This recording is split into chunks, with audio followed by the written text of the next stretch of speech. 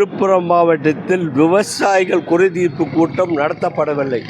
என்ன என்று கேட்டால் ஜமாபந்தி என்று கூறுகிறார்கள். ஜமாபந்தி 21ஆம் தேதி தான் தொடங்கியது. இந்த மாதத்திலே 30 நாள் 21 நாட்களுக்கு முன்பு இந்த கூட்டத்தை கூட்டுவதற்கு செய்து கொண்டு கூட்டவில்லை.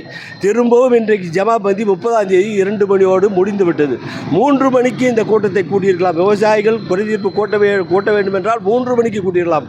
அதையும் செய்யவில்லை. விவசாயிகளை இவர்கள் புறக்கணித்து வருகிறார்கள்.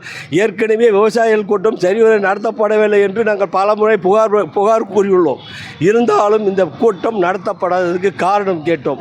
காரணத்திற்கு இது ஜமாபந்தி என்று சொல்கிறார்கள். ஆனால் இந்த மாவட்டம் முழுக்க விவசாயத்தையே நம்பியுள்ள மாவட்டம். இந்த மாவட்டத்தில் இண்டஸ்ட்ரி கிடையாது. இதே பக்கத்தில் இருக்க செங்கல்பட்டு மாவட்டம் கூட்டம் நடக்குது, கடலூர் மாவட்டம் நடக்குது, திருவண்ணாமலை மாவட்டம் நடக்குது.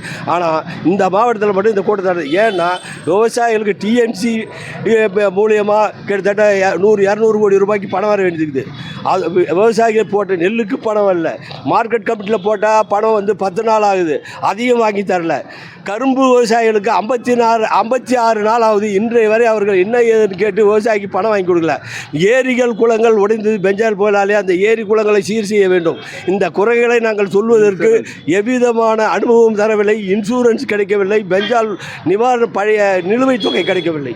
இவற்றையெல்லாம் கேட்டுதான் நாங்கள் கூட்டம் நடத்த வேண்டும் என்றுதான் இந்த போராட்டத்தை சாலை மறியல் செய்தோம். கலிவரதன், தலைவர், விழுப்புரம் மாவட்ட அனைத்து விவசாயிகள் சங்கம். நடவடிக்கை எடுக்கலன்னு சொன்னால் சென்னையில் போய் சீஃப் செக்ரட்டரியை பார்த்து மனு அளித்து விட்டு சென்னையிலே ஆர்ப்பாட்டம் செய்வது என முடிவு செய்துள்ளோம்.